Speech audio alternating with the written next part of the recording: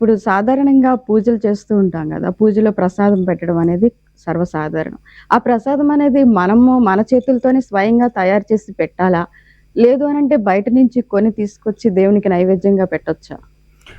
ముందుగా మన సీవియర్ ప్రేక్షకులందరికీ కూడా జై శ్రీమన్నారాయణ. ఇది మనకి ఈ యొక్క సమస్య అనేది ప్రతి ఒక్కరి ఇంట్లో కూడా చవి చూస్తూ ఉన్నారు. ఈ యొక్క ప్రసాదం నైవేద్యాలనేది దేవునికి సంబంధించిన నైవేద్యాలనేది మనము ఎక్కడైనా కొని తీసుకొచ్చి పెట్టాలా? లేదా ఇంట్లో ఏమైనా తీసుకొచ్చి పెట్టాలా అనేది. ఇది మన ఇళ్లల్లో అయితే మన పూర్వకాలంలో కాదు, ఈ ఇటీవల కాలంలో కూడా ఇప్పటివరకు కూడా ఏంటంటే టౌన్‌లో, సిటీస్‌లో ఉన్నటువంటి వాళ్ళందరూ కూడా ఏం చేస్తారంటే గనక వారి అరుదైనటువంటి సమయం దొరకదు. వారికి సమయం దొరక్క పోతూ పోతూ ఆ స్వీట్ షాప్‌లోని అక్కడో ఇక్కడో ఏదో తీసుకొని ఎళ్ళేసి పెట్టేటువంటి పరిస్థితి ఉన్నది. అలానే డ్రై ఫ్రూట్స్ కావచ్చు, ఇవన్నీ అయితే మనకు బయట నుంచి తెచ్చుకోవాల్సిందే. ఒకప్పుడు మనకి పిండి వంటలు ఏమైనా నైవేద్యం పెట్టాలి అంటే గనక అసలు ముందు మనం చేసేటువంటి పూజ ఏమిటి? మనం చేసేటువంటి ఇంట్లో వ్రతం ఏమేమన్నా ఉన్నదా? లేకపోతే ఇంట్లో ఏ రకంగా మనం ఆరాధ్య దైవమైనటువంటి ఆ దేవత దేవుల్ని ఎలా ఆరాధిస్తున్నాం అనేది మనము ముందుగా చూసుకోవాలి.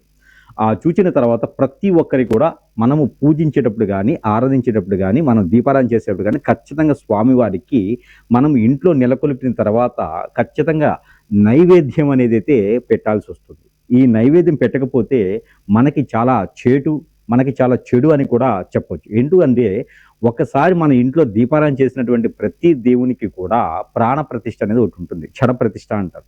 అలానే ప్రతిష్ఠ అయిన తర్వాత మనం దీపారాధన చేసేటువంటి ప్రతిసారి కూడా ఎంతో కొంత అయినటువంటి నైవేద్యం అనేది ఖచ్చితంగా స్వామివారికి సమర్పించవలసిందే. ఇది నియమం. మన సనాతన ధర్మంలో కాదండి, కొన్ని వేదాల్లో కూడా ఇది సూచిస్తూ ఉన్నారు. అలాంటి ధర్మసాయమైనటువంటి వేదాల్లో ఉన్నటువంటి విధంగా మనము పెట్టేటువంటి స్వామివారికి నైవేద్యం ఏదైతే ఉందో అది మనము స్నానం ఆచరించిన మిమ్మట ఇంట్లో పూజా మందిరంలో చేసేటప్పుడు మనం ఈ కిచెన్లోకి వెళ్ళేసి ఆ ఒక వంటగదిలోకి వెళ్ళి ఏదో ఒక రకమైనటువంటి పిండి పదార్థమో, పాల పదార్థమో ఏదో ఒకటి వండి స్వామివారికి నైవేద్యం పెట్టేటువంటి విధానం అయితే ఉంటుంది. మనం ఇంట్లో చేసుకున్నటువంటి అన్నము, కూరలు కూడా టిఫిన్స్ ఏదైనా చేస్తూ ఉంటే అవి కూడా స్వామివారికి నైవేద్యం అనేది పెట్టొచ్చు. ఇవే పెట్టాలి స్వామివారికి నైవేద్యం, లేదు ఇదే పెట్టాలనేది ఏం లేదు. ఓన్లీ మనం పెట్టేటువంటి దాంట్లో నాన్ వెజ్ అనేది లేకుండా ఇంట్లో పెట్టుకునే నైవేద్యాన్ని నాన్ వెజ్ పెట్టకూడదు. అందుకని శాకాహారిగా వాడేటువంటి ఏదైతే ఉన్నదో కూరగాయలతో చేసేటువంటి వంటలు కావచ్చు, కర్రీస్ కావచ్చు, పెరుగు కావచ్చు, పెరుగన్నం కావచ్చు, ఇలాగా ఏదైనా చక్కెర పొంగలి, పాల పొంగలి అది ఇలాగ పాలలో తేనె వేసి, కుంకుమ పువ్వు వేసి కానీ ఇలా ఏదో ఒకటైతే ఇంట్లో ప్రతి ఒక్కరి ఇంట్లో ఉంటాయి. అవన్నీ కూడా స్వామివారికి సమర్పించుకోవచ్చు. చాలామంది ఏం ఆలోచిస్తారంటే స్వామివారికి పెట్టేటువంటి నైవేద్యంలో మనము తీపి పదార్థమే పెట్టాలి కామాలి, లేదే కలాకనియే పెట్టాలి, లేదా పాలకోవానే పెట్టాలి, ఇలాగ మనం చేయలేం కాబట్టి బయట స్వీట్ షాపులను తీసుకొచ్చుకోవాలనుకుంటారు. అట్లా ఏం లేదండి.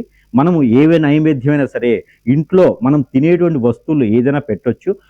మీరు ఇంకా వంట చేయలేదు అనుకుంటే మన దగ్గర ఫ్రూట్స్, వెజిటేబుల్స్, డ్రై ఫ్రూట్స్ ఉంటాయి. ఈ వెజిటేబుల్స్ కూడా కాకరకాయ సైతం కూడా ఆ స్వామివారికి మందిరంలో మనం నైవేద్యంగా పెట్టొచ్చు. ఇక తప్పనిసరి పరిస్థితులు ఉన్నది అంటేనే దాన్ని మనము స్వీట్ షాప్‌లో నుంచో తీసుకొచ్చి పెట్టుకోవాలి తప్పితే ఎక్కువ శాతం ఈ స్వీట్లు కన్నా కూడా మనము ఈ ఒక డ్రై ఫ్రూట్స్ కానీ, ఫ్రూట్స్, వెజిటేబుల్స్ ఇలాంటివన్నీ పెట్టడం ద్వారా కూడా ఆ స్వామివారి యొక్క కృపా కటాక్షాలు మన మీద దిగ్విజయంగా ఉంటాయి. ఆ స్వామివారికి పెట్టినటువంటి పండ్లు కావచ్చు, లేకపోతే గనక కూరగాయలు కావచ్చు, ఇవన్నీ కూడా మనము మళ్ళీ నిత్యావసర వస్తువులు వాడుకోవచ్చు. స్వామివారికి పెట్టినటువంటి నైవేద్యాన్ని మనం ప్రసాద రూపంగా కూడా ఇంటిల్లిపాది కూడా స్వీకరించొచ్చు.